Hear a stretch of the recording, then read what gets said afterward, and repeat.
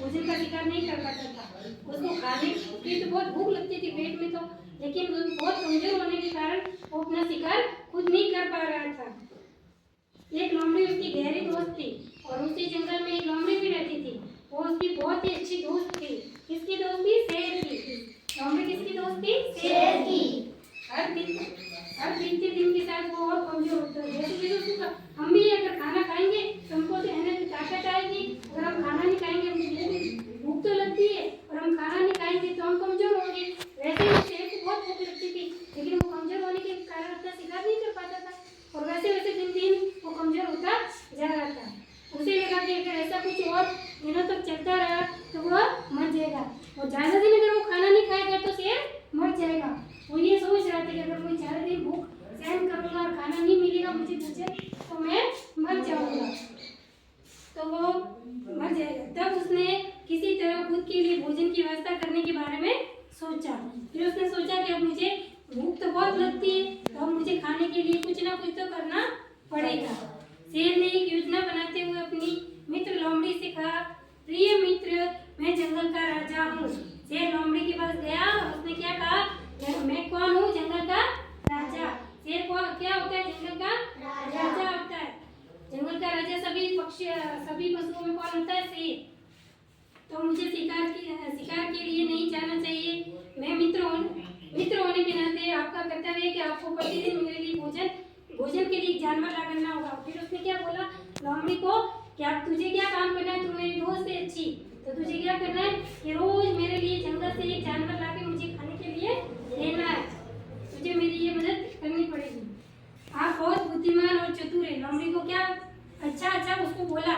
ये लोमड़ी तो बहुत ही मतलब होशियार है और बुद्धिमान है। मुझे पता कि आप ऐसा जरूर कर पाओगी। लोमड़ी ने शेर की बात आसानी से मान ली और लोमड़ी भी राजी होगी, वो भी तैयार होगी कि हाँ आप जंगल के राजा हो, मैं आपकी मदद जरूर करूंगी। मैं रोज आपके लिए शिकार खाने के लिए भोजन के रूप में क्या लाऊंगी? एक जानवर लेके आऊंगी जिससे कि आप अपनी भूख मिटा सको।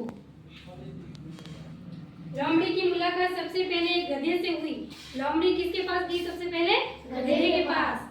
लोमड़ी ने गधे को शेर के पास चलने के लिए कहा। ये लोमड़ी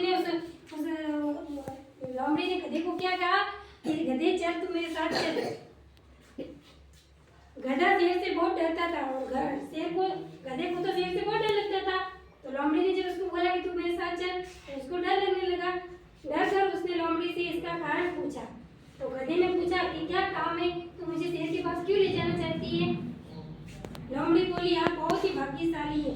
लोमड़ी ने उसको फिर से अच्छा बोला और बहलाया कि आप बहुत ही किस्मत वाले हो, आप बहुत ही मेहनती और समझदार हो।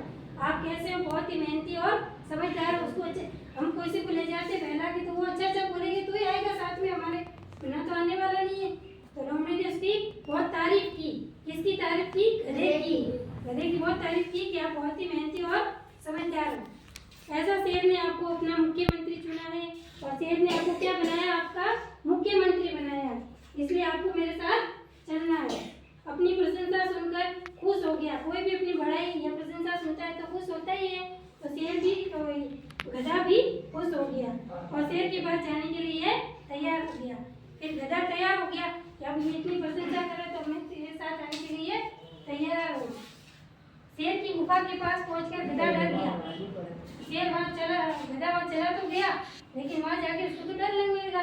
अब तो ये शेर तो मारे गए मुझे, और वहाँ से भागने लगा। फिर वो डर के वहाँ से भागने लगा। गधे को भागते हुए देखकर शेर को गुस्सा आ गया।